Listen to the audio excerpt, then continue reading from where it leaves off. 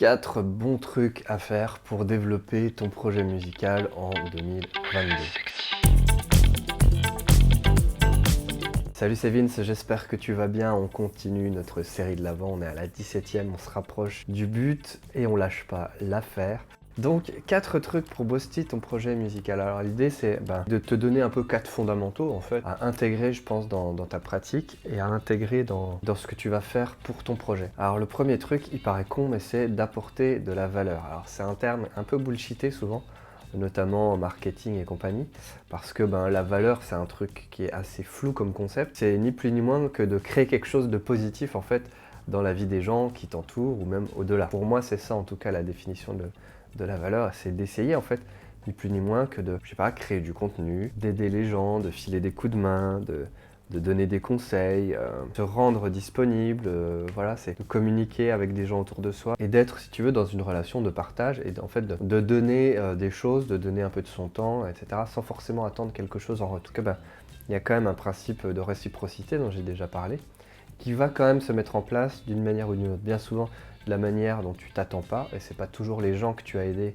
qui viennent te renvoyer l'ascenseur, mais il y a un moment, je pense que tout ce que tu fais et tout ce que tu envoies finit par te revenir. Tant qu'à faire, autant envoyer du bon, et je pense qu'il t'en reviendra du bon. Évidemment, il y a toujours des connards qui s'en sortent mieux que les autres, mais ça, c'est aussi peut-être parce qu'ils osent et que c'est peut-être parce qu'ils osent plus et que voilà, ils ont peut-être moins peur d'aller casser des portes. N'empêche que d'une manière générale, la plupart des gens sont plutôt gentils, bienveillants. Et donc je pense que c'est important de se mettre dans un état d'esprit comme ça positif, d'amener des choses aux autres. Et donc ça peut aussi passer dans ton projet musical par déjà, ne serait-ce que partager aussi, amener de la valeur, amener du contenu aux gens, montrer ce que tu fais, montrer le processus, montrer les doutes, montrer la création, montrer la répétition, teaser des choses. Tu es obligé à notre époque de montrer. Tu ne peux pas arriver, si tu n'es pas établi artistiquement, arriver avec un projet secret et puis d'un coup, boum, exploser quoi. Ça marche pas comme ça, si tu n'as pas d'audience, voilà, c'est impossible. Si personne ne t'attend, il faut créer l'attente. Et donc voilà, il faut créer des gens qui vont attendre ce que tu vas leur donner. Et donc il faut être présent, ça passe par les réseaux, mais pas que. Alors, à notre époque, j'aurais jamais cru dire ça, mais le live c'est compliqué. Oui, c'est effectivement compliqué, mais ça reste quand même une énorme porte justement de développement et pour se faire connaître.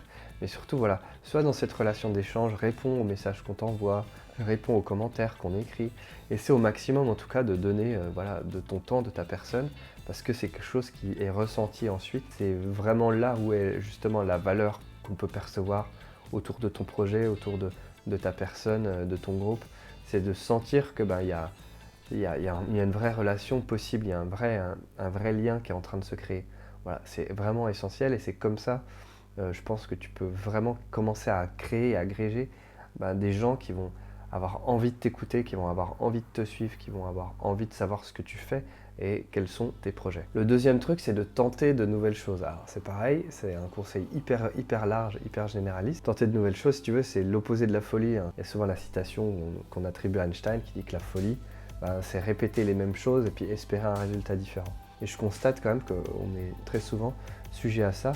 Encore plus, je pense, en tant que musicien, qu'artiste, que groupe de musique, on a tendance à s'enfermer un petit peu dans une mécanique qui devient similaire, à rentrer dans une espèce de routine un peu malgré nous, en espérant que les choses se passent différemment et que on accomplisse plus de trucs. Mais ce raisonnement-là, il ne fonctionne pas à un moment. Il faut trouver la limite entre la persévérance et un peu la folie justement, et l'obstination mal placée. Et surtout, la persévérance inclut aussi justement d'essayer de nouveaux trucs. C'est pas juste sans arrêt faire la même chose quoi. Donc tenter de nouvelles choses, c'est quoi? Tenter peut-être des nouvelles choses musicalement, aller sur des chemins que tu n'as pas forcément explorés, parce que encore une fois ça sert à rien d'être une sous-version d'un truc qui existe déjà, mais au contraire nous ce qu'on recherche, surtout à l'heure actuelle, on cherche de la singularité. J'en ai parlé dans une vidéo de l'Avent il y a quelques jours. On recherche l'originalité et évidemment on ne veut pas de pâles copies, on préfère des choses originales qui sont différentes et qui au moins sortent du lot. Et on ne veut pas des gens qui courent après la tendance, on veut des gens qui créent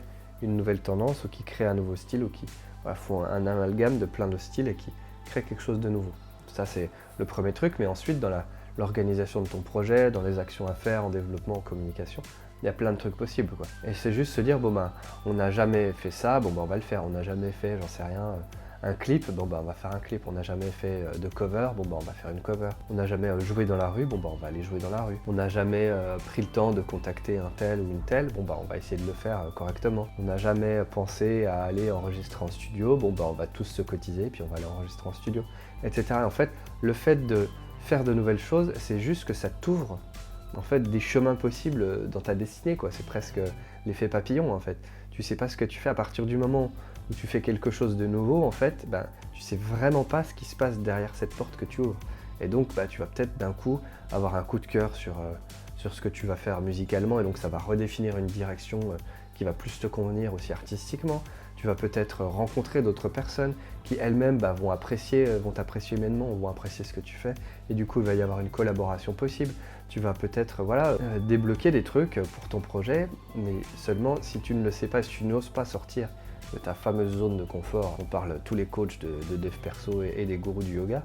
Ben, il y a quand même un fond de vérité, quoi. À un moment, le fait d'aller vers l'inconnu, ça fait un peu peur, mais en même temps, c'est là où tu vas pouvoir récolter le plus de fruits, parce que c'est là où peut-être se trouve la corne d'abondance, entre guillemets. Tu vois. Donc c'est important, je pense, de ne pas avoir peur comme ça, de tenter la nouveauté, sous quelque forme que ce soit, parce que dans tous les cas, ce que tu connais déjà, tu sais a priori ce que ça t'amène. Ce que tu ne connais pas, tu ne sais pas ce que ça va t'amener. Et c'est en fait là où souvent se trouvent bien des solutions à nos problèmes. Le troisième truc, c'est de s'entourer, d'élargir son cercle de connaissances, son cercle de collaborateurs, son cercle de partenaires, etc. Ça aussi, j'en ai parlé dans une vidéo un peu plus précisément. N'empêche que c'est important de revenir dessus et de dire et de redire à quel point c'est essentiel de s'entourer. Alors, s'entourer, ça veut tout et rien dire, mais je pense que c'est important de se trouver un peu soit des compagnons de galère et d'aventure, soit des gens qui sont un peu dans le même bateau, ou alors des gens plus avancés que nous, qui ont réussi à aller là où on a envie d'aller. Le fait de se rapprocher de ces gens-là, en fait, ça nous rapproche nous aussi de là où on veut être, puisque ces personnes-là ont fait ce qu'on veut faire. Ça nous prouve bien que c'est possible de le faire, parce que ça nous prouve bien que ça existe. Ça nous prouve bien qu'on peut y arriver. Et donc le fait de rentrer en connexion, en relation avec ces gens-là, ça te ramène toi aussi à la réalité des choses. Et en fait, tout devient beaucoup plus tangible, tout devient beaucoup plus accessible. Je vois dans mon cas, je discute parfois en DM avec des gens qui ont eu des énormes succès à la radio, ou des gens qui ont bossé, qui ont signé dans des maisons de disques, etc. Et en fait, le fait de communiquer avec ces personnes-là, c'est pas forcément des méga stars et tout, ou en tout cas ça le sont plus du tout, mais c'est tangible. Je me dis, mince, en fait, c'est des gens avec qui on échange, qui parfois même moi m'ont demandé des conseils, et donc je me dis, mais en fait, il y a une vraie réalité derrière, c'est pas juste une chimère avec une majorité de musiciens, inconnus et tout, puis en fait, t'as des élus comme ça par l'opération du Saint-Esprit. C'est beaucoup plus subtil que ça, et surtout c'est beaucoup plus concret, quoi. C'est juste des gens qui à un moment donné ont forcé les portes, ont forcé l'alignement des planètes, ont fait des choses, et toi te rapprocher de ces personnes-là, si c'est ton but, quel qu'il soit d'ailleurs, hein, mais te rapprocher de professionnels, c'est aussi toi te rapprocher de ton propre rêve, de tes propres objectifs. On dit souvent qu'on est la moyenne des 5 personnes qu'on fréquente le plus, et il y a clairement un fond de vérité, quoi. Si les 5 personnes que tu fréquentes le plus, c'est entre guillemets des losers qui ont énormément de certitudes et qui veulent jamais rien faire de nouveau et qui veulent pas un petit peu sortir justement de leur zone de confort, parce que dans le fond, c'est des grandes gueules, mais en fait c'est des gros flippés, c'est sûr que ça va être compliqué d'aller de l'avant. Si par contre, les 5 personnes que tu fréquentes le plus, c'est justement des gens qui sont dans l'action, des gens qui ont déjà réussi, qui sont plus avancés que toi, forcément ça va te tirer vers le haut. Et d'une manière générale, il vaut mieux éviter d'être la personne la plus intelligente ou la plus avancée dans une pièce, parce que ça veut dire que tu n'es pas forcément dans la bonne pièce, quoi. Et tu peux vraiment t'entourer de bonnes personnes, et pas que physiquement tu peux juste rentrer en contact avec des gens. Internet est fait pour ça, quoi. Le vrai but d'Internet, c'est pas de partager des photos de chats ou de se branler sur YouPorn, quoi. Le but d'Internet, c'est aussi d'élargir la communication entre les hommes. En tout cas, moi je pense que c'est le gros point positif d'Internet, c'est ça. Et donc de pouvoir justement te rapprocher de ces gens-là, c'est tout à fait possible, quoi.